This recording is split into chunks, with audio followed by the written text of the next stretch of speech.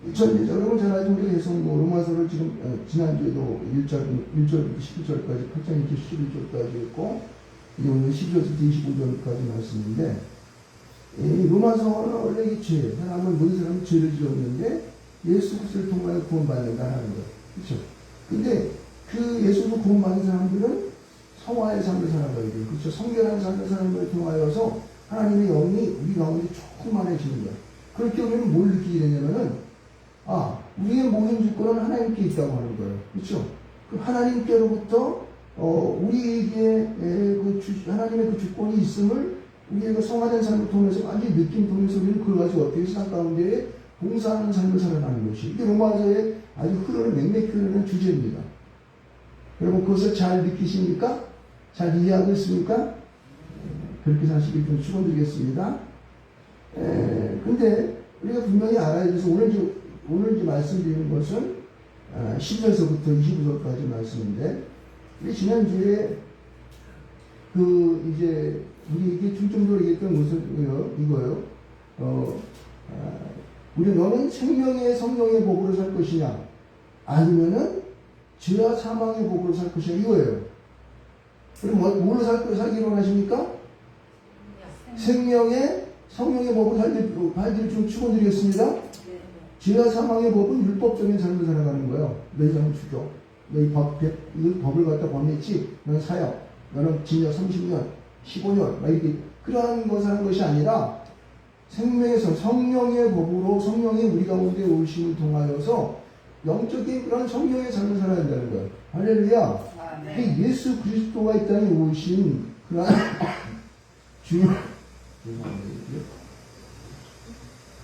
아주 중요한 그런 이유 중에 하나예요. 그래서 너는 영을 쫓는 삶을 살 것이냐 아니면은 육신을 따르는 삶을 살 것이냐 이러한 갈림길에서 우리는 분명하게 생명의 성령의 법을 할 것이다. 이것을 확신하게 축원드리겠습니다. 근데 이제 보세요. 오늘은 이제 그 10에서부터 25절에 나오는 그 아주 중요한 단어가 저는 세 가지가 있는데 10절 말씀 가만히 보게 되면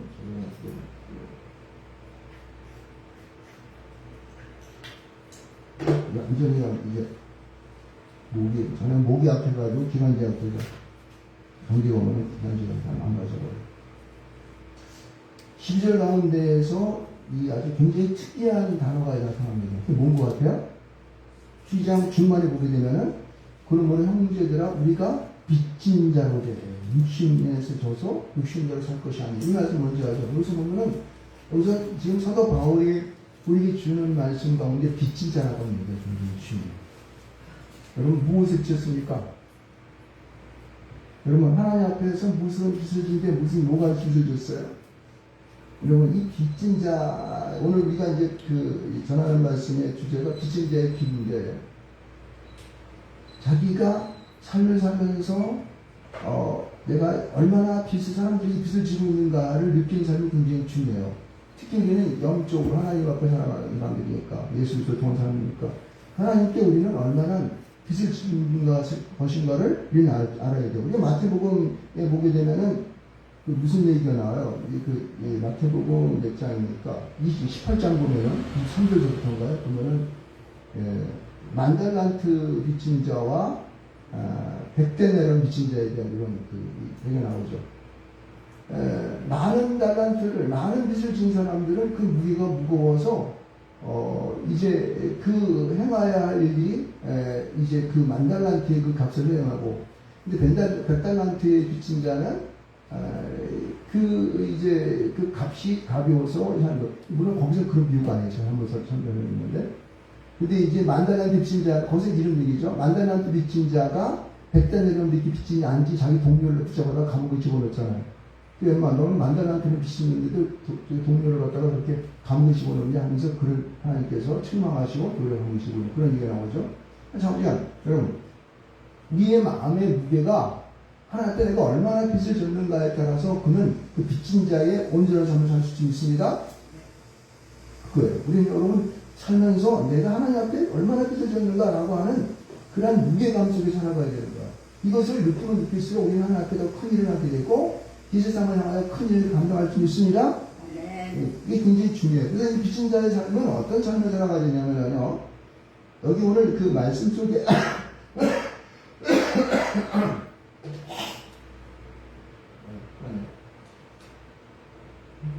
예, 죄송해요. 여기 보면은 11~13절 말씀 가운데 보면 육신대로 살 것이 아니라 뭐래요? 영으로 몸의 행실을 죽이며 산다 그랬어요. 무슨 얘기냐면은 하나님의 영으로 살아가야 한다는 거예요. 여러분, 이 영으로 산다고 하는 그 의미는 뭐냐면은 내가 영적인 삶을 추구하고 그리고 내 이 육신의 소욕에 따라서 내 마음을 따라가지 않겠다고 하는 거예요. 다시 말해서 여러분 하나님의 인도함을 받고 살아간다는 것. 이게 더 힘들죠. 하나님 영의 인도함 받는 사람은 무슨 일이 뭘까요? 이거 다시 한번 쉽게 얘기하면은 성령 충만한, 성령에 충만한, 성령에 취해 사는 삶을 살아간다는 뜻입니다. 여러분, 우리가 세상을 살아가면서 그냥 내 손에 있는 돈이 한 100만 원 있으면 귀에 들지 성령 충만한 게 무슨 게 중요한 겁니까? 이렇게 하는 할 말은 별로 없어요, 사실은. 그러나 제가 살아본 그 경험에 의하면은 100만 원이 있고 1000만 원이 있고 1억이 있어도 성령의 값짐은 그거에 이게 무게를 달아볼 수가 없어요. 성령을 따라 살아가는 삶은요, 세상에 어떠한 기이한 보석을 준다 할지라도 그것과 비교할 수 없이 믿습니다. 아멘. 여러분, 그래서 하나님의 영으로 인도를 받는다는 게 그런 뜻이에요. 이게 전제가 되어야 돼요. 나는 하나님 앞에서 큰 그 빚을 졌다. 어떤 하나님의 영의 성령의 기름 부으심을 통하여 내가 이전에 살았던 모든 삶들을 돌이키고 하나님께 원하시는 그런 삶을 살아가는 그러한 성령의 충만한 삶. 이 삶이 나한테 먼저 빚진 자로서 내 안에 충만하게 나와가야 될 줄 믿습니다. 그럴 때에 여러분요, 우리는 무슨 마음이 생기냐면은 바로 하나님의 영으로 인도함을 받기 때문에, 하나님의 영을 받았기 때문에 양자의 영을 받았다고 얘기하는 거예요. 양자라는 건 뭐예요? 진이 낳지는 않았지만 넌 내 아들이라고 인정하는 거죠. 그래서 그 사람에게 모든 상속권을 주는 것을 말하고 있습니다. 그렇죠? 그래서 하나님의 아들로 살아가는 그런 특권을 누릴 수 있는 그런 배우된다고 하는 뜻이에요. 여러분, 그래서 우리가 하나님의 영으로 산다고 하는 것이 어찌 보면은 성령 충만한 삶을 갖고 살아가는 것이 손해보는 것이 절대 아니에요. 왜요? 하나님의 아들이 되었기 때문에 그런 거예요. 하나님의 아들이 된다고 하는 것은 여기 뭐냐면은 상속자로 살아간다는 거예요. 누구의 상속자? 하나님의 상속자라는 거예요. 여기 보면은 17절 말씀 가운데 이렇게 말합니다. 우리가 하나님의 자녀가 됐지 않습니까? 하나님의 자녀가 되면은 상속자가 되는데 하나님의 상속자가 되는, 하나님의 상속자는 영광이 우리에게 있는 거죠. 하늘의 모든 보화가 다 내 것이 되는 거야. 그렇죠? 근데 그 다음에 있는 17절의 그 후반절, 중반절에 있는 말씀이 굉장히 우리에게 우리 마음을 끌리게 합니다. 뭐냐면은 그리스도와 함께하는 상속자라고 또 얘기하는 거예요. 이게 무슨 얘기냐면은 그리스도와 함께한다는 것은 하나님의 독생자이신 예수 그리스도, 그렇죠? 그분과 함께 똑같은 상속자로 살아간다는 거예요. 무슨 얘기예요? 그럼 예수 그리스도도 하나님의 장자이니까 그분이 받았던 모든 상속권을 우리가 똑같이 받는다는 거예요. 그러면 좋은 것도 받지만 어떻게 해요? 그분이 해야 할 모든 책임이 우리에게 있어 없어요? 있는다는 뜻이에요. 이걸 먼저 깨달아요. 그래서 그리스도와 함께한 상속자라고 하는 것은 우리에게 책임을 말하는 거예요. 영광도 있지만은 하나님의 영광스러운 상속자의 영광도 있지만은 그러나 그리스도가 이 땅 가운데에 그 아들로 오셔서 그가 세상의 모든 인류를 구원하기 위하여 십자가에 나아가는 그 모든 과정, 이거를 고통과 고난이라고 해요. 질고라고 얘기합니다. 결국은 그런 십자가의 죽으심에 대한 얘기하는 거예요. 그러한 책임이 뭐예요? 그 상속자에게 있다는 사실들을 우리가 이 마음 가운데에 우리가 확실히 우리가 아주 그냥 그 뼈에 새기도록 그냥 아주 그냥 새겨 넣어야 된다고 하는 거예요. 그래서 그걸 갖다가 그리스도한 상속자다 그렇게 얘기하는 거예요. 제가 지금 중요한 단어를 두 개 얘기했어요. 첫 번째는 나는 뭐다? 빚진 자다. 그렇죠? 누구한테 빚진 자야? 주님께, 하나님께 빚진 자야. 할렐루야. 이런 것을 확신 속에 하게 되면 그 사람은 뭐가 된다는 거예요? 하나님의 자녀가 되는데, 하나님의 자녀가 됐다고 하는 것은 하나님의 상속자가 된다는 거예요. 누구와 함께? 그리스도와 함께 상속자가 됐다는 사실을 분명히 알아야 되는 거예요. 그래서 그 상속자는 그 예수가 이 땅 가운데에서 받았던 그런 고난과 그런 질고와 고통 이런 것들도 함께 우리 있다는 사실들을 우리가 꼭 마음 가운데 새겨야 할 수 있습니다. 바로 그거예요. 그래서 지금 이 로마서를 통해서 이 사도 바울은 우리에게 심고자 하는 것은 바로 그거였어요. 야, 너희들은 상속자가 되었어. 그렇지만은 그리스도와 함께한 상속자다 라고 하는 사실을 우리는 분명히 깨달아야 하는 거야. 그런데 우리가 분명히 우리가 고난 생활하게 되면은 이제 하나님의 상속자가 되고 싶은 마음이 있을까 없을까? 없어요. 그렇지만 우리가 하나님의 영광, 다시 말해서 장차 우리에게 나타날 그 영광을 생각해 본다면은 이 땅에 살면서 내가 짊어져야 할 그런 질고와 고통과 고난 이런 모든 것들이 별거 아니라는 거예요. 이 로마서는 우리에게 18절까지, 12절에서 18절까지, 16절, 17절, 18절까지 우리 그렇게 얘기하는 거예요. 그래서 현재의 고난은 장차 우리에게 나타날 영광과 좋게 뭐라고 해요? 비교할 수 없다고 하는 것이에요. 우리는 날마다 이 땅에 살아가면서 무엇을 생각하고 살아야 되는 거예요? 영원한 그 나라에 살아갈 그 나라를 고대하면서 그 영광을 생각하면서 내가 지금 감당할 이 땅의 여러 가지 힘든 어려운 일들을 우리가 이겨나갈 수 있습니다. 할렐루야! 네, 그것이 진정한 그리스도인이 나가야 할 그런 길이라는 거예요. 자, 근데 여기서 이제 그런 고난을 받으라니까 사람들이 아주 굉장히 힘들고 어려운 그런 무슨 말인지 잘 모르는 그런 게 추적으로 할 줄 모를까 이러한 이제 이야기들 생각을 많이 해볼 수 있습니다. 이제 그런 것들이 19절부터 쭉 풀어낸 거예요. 22절, 23절, 25절까지 그렇게 말씀한 것입니다. 봅시다. 여러분 우리가 이제 19절부터 25절 사이에 나타난 말씀 중에서 보면은 그 말씀에 가장 중요한 단어가 또 뭘까요? 뭐가 많이 나타나요? 피조물이라는 단어가 나타납니다. 여러분 피조물이라고 하는 거는 무슨 말이에요? 누구에 의해서 만들어졌다는 거예요. 그렇죠? 그러니까 이것은 창세기에 나오는 하나님의 창조의 그런 창조 역사를 내가 믿고 그 창조의 끝에 여섯째 날의 마지막에 우리 인간을 창조하셔서 그 흙으로 빚어진 인간에게 그 코에 생기를 불어넣어서 그가 온 이 세상을 갖다가 관리하고 그렇죠? 그 모든 것을 다스리게 하셨던 그 하나님 말씀에 우리가 순종하는 뜻이 이게 피조물의 그 의미가 되는 것입니다.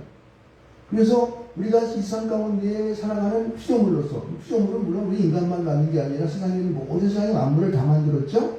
그렇죠. 그러한 이 피조물로서 이 세상 가운데에서 가장 기다리는 것은 뭐냐면 하나님의 아들들이 나타나는 것이라고 말하고 있어요. 이게 무슨 말일까요? 하나님의 아들은 누군데? 하나님의 아들이 누구죠? 예수 그리스도죠. 근데 왜 아들들이라고 했을까요? 이게 맨 처음에 19절 말씀 읽으면서 피조물이 고대하는 바는 하나님의 아들들이 나타나는 것이 이렇게 얘기했네. 피조물, 여기서 말하는 피조물은 누굴까? 물론 나도 포함되지만은 그 밖에 모든 그의 세상에 만들었던 모든 만물을 다 말하는 거예요. 피조물들. 특히 동물들과 포함하는 그런 것들이죠. 근데 이런 것들은 뭐냐면은 하나님의 아들들이 나타나요. 다시 말해서 예수 그리스도를 나의 구주로 영접함으로 말미암아 하나님의 자녀가 되는 사람들, 상속자를 얘기하는 거예요. 할렐루야. 네. 이 말씀을 잘 한번 읽어보시기 바랍니다. 피조물이 고대하는 바는 하나님의 아들들이 나타나는 건데, 하나님의 아들은 예수밖에 없는데, 그것을 말하는 것이 아니라, 다시 말해서 예수를 구주로 믿고, 그들이 상속자가 된 사람들을 말한다는 거예요. 그래서 이 땅에 살아가는 모든 일들을 이들을 위하여 정말 섬김과 봉사를 통하여 어떻게든지 그들을 잘 하나님의 연호로 이끌어가는 그런 사람들을 하나님의 아들들이라고 얘기하는 거야. 여러분은 여기 하나님의 아들들이 포함됩니까? 아멘. 여기는 그렇지 않다고 생각하는 자매들이 있죠. 나는 아들이 아닌데요. 근데 영적으로는 우리 모두가 다 하나님의 자녀, 하나님의 아들들이 있습니다. 자녀라고 하는 것은 남자, 여자를 다 포함하는 거예요. 그래서 아들들도 똑같은 거예요. 여기서는 물론 아들이라고 표현하지만 믿는 모든 상속자를 의미하는 것입니다. 그래서 여기 보면 그 피조물로서 피조물이라고 하는 것은 이 땅에 한번 태어났는데 언젠가는 내가 죽으면 끝 아니야? 이렇게 얘기하는 거잖아요. 그래서 공산사회를 지향하는 사람들을 쫓아가는 사람들은 사람이 한 번 태어났다 이러면 죽으면 다 끝인데 뭐 이제 우리가 뭐 살아가는 게 뭐 이렇게 중요해. 대충 살다가 그냥 이러쿵저러쿵 살아가지 뭐 즐기면서 이렇게 된 것이 허무예요. 허무. 20절 말씀 보면 피조물이 허무한 데 굴복하는 것을 이렇게 하는 거예요. 그러니까 여러분 우리가 인간의 몸만 생각하고 우리의 피조물로서 만들어진 이 몸만 생각하게 되면은 어떻게 해요? 우리의 삶은 허무 가운데에 어떻게 돼요? 굴복된 삶을 살아가는 거예요. 그러니까 우리가 하나님의 영이 없이 하나님의 성령이 내 안에 충만되어지지 않는 그런 자들의 삶은 어떻게 해요? 허무 가운데에 굴복된 삶을 살아가는 거예요. 인생이가 그렇지 뭐 다 그런 거야. 뭐. 이렇게 하게 되면은요, 그 사람의 삶은요, 재미도 없어요. 맛도 없습니다. 즐거움도 없습니다. 나만 살아가는 것이 어떻게 해요? 그냥 찌그러진 삶 속에서 그냥 맨날 보면은 막 뒷골목에 가면은 이제 세수도 안 하고 막 앉아가지고 이렇게 뭐 남의 힘을 빌려가지고 동료하며 살아가는 그런 사람들 속에 부르 속에 들어갈 때 쉬운 거예요. 네. 허무 속에서. 그리고 사실은 이 보게 되면은 이 남의 뭐라 그럴까요? 이렇게 동양질한다 그럴까요? 하나는 그런 사람들 가운데 보게 되면요. 많이 배운 사람들 저는 봤어요. 서울대학교 나온 사람들도 봤어. 창피한 일이지, 그죠? 똑똑한 사람, 머리 멍석한 사람이 어떻게 학교 되었을까? 이렇게 이제 생각해보는 게, 왜냐면은 그 허무 때문에 그래요. 세상의 철학을 보면은 이 허무주의를 쫓는 사람들이 엄청 많습니다. 그래서 여러분들 아는 것처럼 막 그냥 세상을 떠도는 채 사는 사람들 있잖아요. 어떤 사람들은 자전거로 세상을 일주하고, 어떤 사람들은 차량 가지고 차가 하나 사가지고 이렇게 막 돌아가 사는 그런 사람들도 봅니다. 그러니까 이 허무 가운데에 굴복한 삶이 절대 아닌 것입니다. 있습니까? 여러분, 이것은요, 하나님 앞에서 살아가는 이 허무 속에서 우리를 굴복시키는 것은 굴복시키게 하는 이가 있다는 거예요. 무슨 말이냐면요, 그래서 우리가 이제 허무에도 굴복했다 그러니까 허무가 이 허무함 가운데에서 그냥 악한 영의 굴복에 살아가는 그런 걸 생각하고 있는데, 그럼 사실은 우리 모든 피조물들은 누가 창조했습니까? 하나님이 창조했다는 거예요.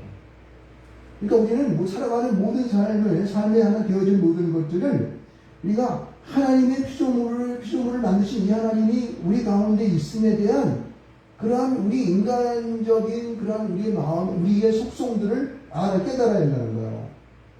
그래서 이 허물로부터 벗어나기 위한 것은 뭐냐면은 하나님의 살아계심부터 알아야 한다는 거예요. 믿습니까? 하나님은 살아계십니까? 아니면 존재하지 않는 분이십니까? 사람들은 많이 믿지 않는 사람들은요, 생각할 때에 하나님 어디 보여요? 아무것도 없잖아요. 인터넷 보면 막 하나님을 갖다가 막 인터넷으로 막 불작게 만들어가지고 구름으로 막 만들어서 하나님이 예수 그리스도 이 땅에 오신 것처럼 만들고 막 그러더라고요. 근데 그렇게 눈에 보이지 않는 그 하나님의 살아계심을 내 안에 인정해야 된다는 거예요.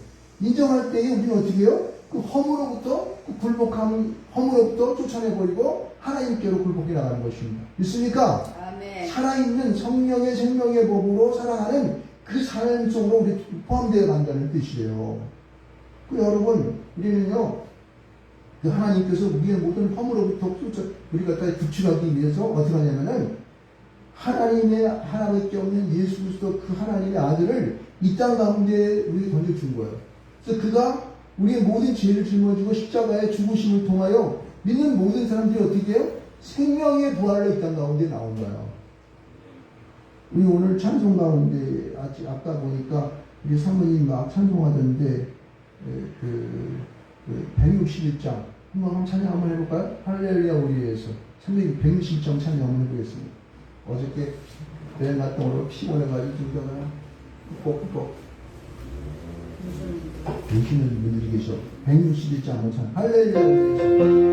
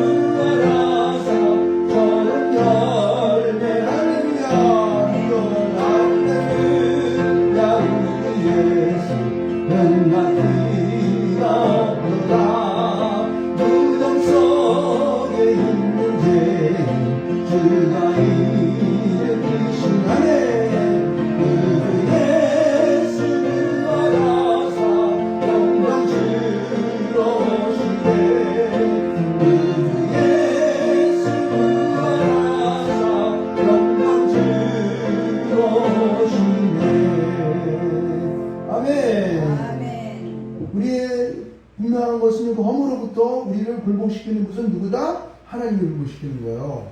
어떻게? 믿는 믿음 가운데 예수 그리스도가 나를 위하여 이 땅 가운데 오심을 통하여 우리는 생명의 성령의 법의 다스림을 받는 그런 자의 상속자의 삶을 살아가는 그러한 살아가라고 하는 하나님의 놀라우신 그 메시지가 우리 가운데 심장에 꽂혀야 된다는 거예요.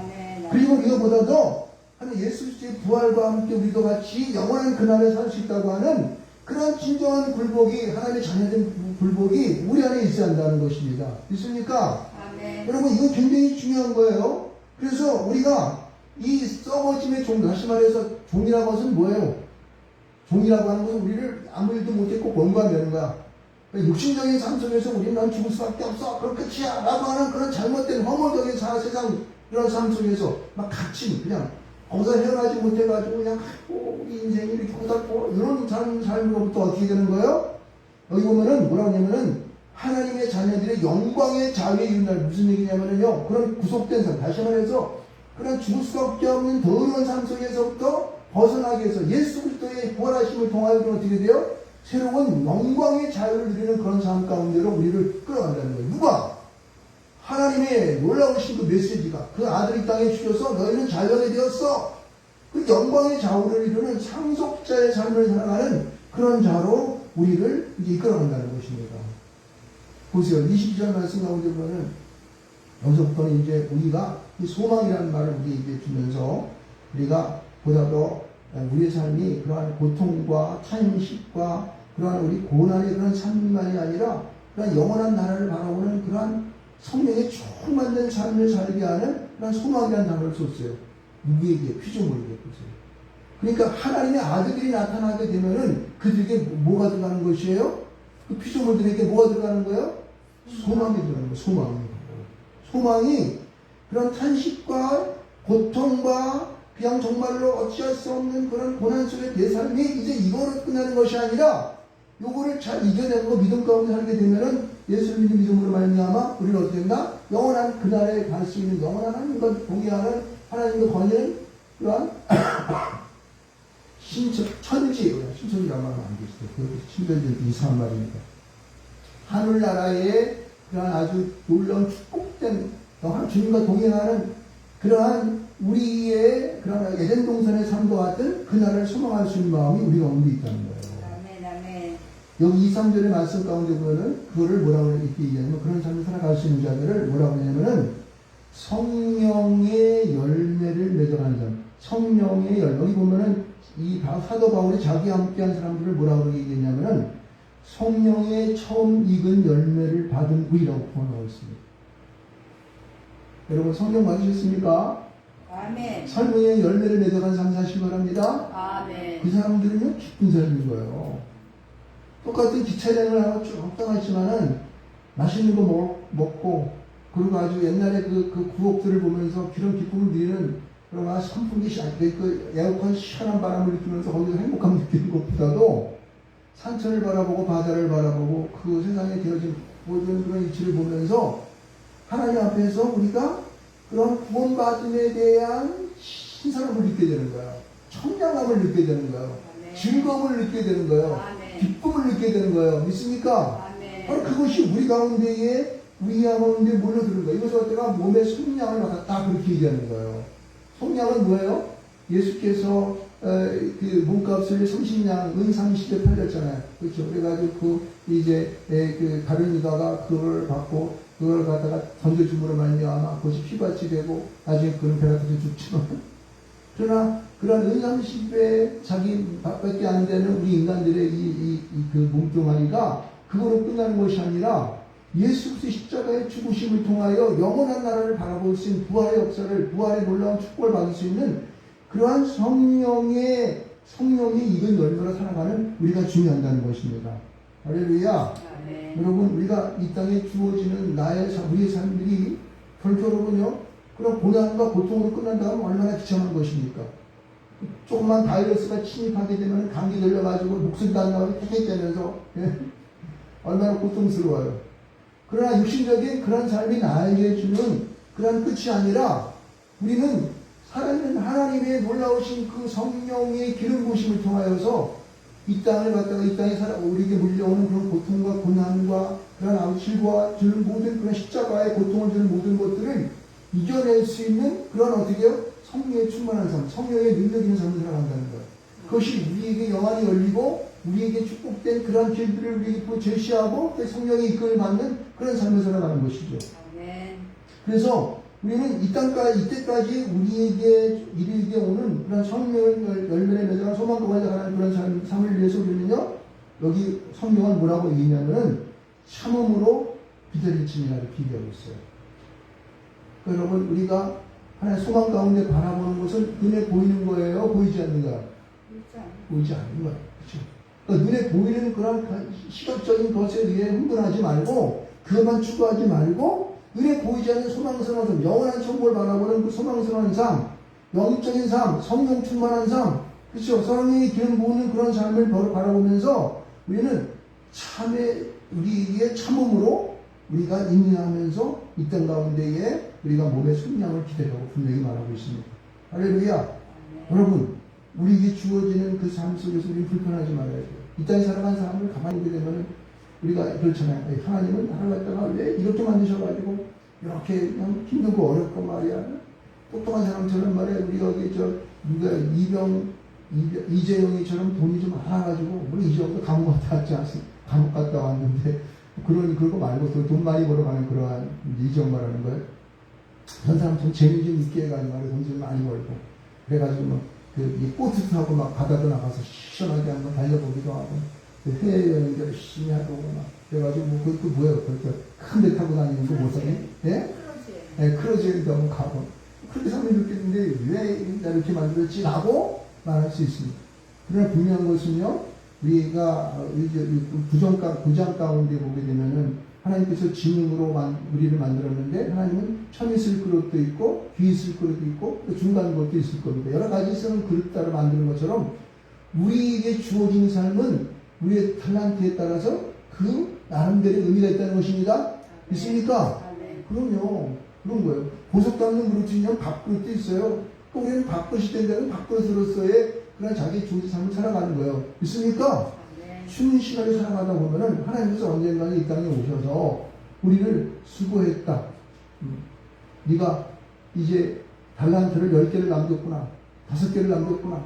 2개를 남겼구나. 그 남긴 거에 따라 하나님께서 어떻게 우리에게 면류관으로 함께하고 하나님의 놀라우신 그 나라에서 우리에게 또 그런 큰 영광된 면류관을 씌울 줄 믿습니다. 그런 거예요. 그래서 우리에게 주어진 삶들을 그렇게 우리는 섭섭하게 생각하거나 그런 것을 인해 가지고 우리 스스로가 무너지는 그런 잘못된 그런 본능을 살지 마시기 바랍니다. 여러분 여기 보면은 오늘 우리가 10편 139편을 말씀을 읽었지 않습니까? 그렇죠? 이것을 그 말씀 속에서 말하고 있는 것은 무엇을 얘기하는 거예요? 나를 이 10편 기자는 뭐라고 했냐면은 하나님 어느 곳에 계시든 하나님께서 나를 갖다가 인도하시죠? 그럼 나를 갖다가 인도하실 때에 내 모든 것을 아시니까 나를 갖다가 그렇게 붙잡아 주시옵소서. 내가 어느 곳에 있든지 간에 만약에 저기 지옥 가운데서도 그 수고를 떠나는 일은 없겠지만 믿음으로 그러니까 어느 곳에 있든지 간에 그곳에 있을 때에 주님이 붙잡아 주신다라고 하는 그런 확신적인 그런 믿음의 길이에요. 믿습니까? 여러분이 어느 곳에 계십니까? 그곳에 주님 계실 줄 믿습니다? 그럼요. 그 각 곳마다 주님 함께 하셔서 여러분을 소망 가운데로 인도하시고 하나님의 상속자로, 그렇죠?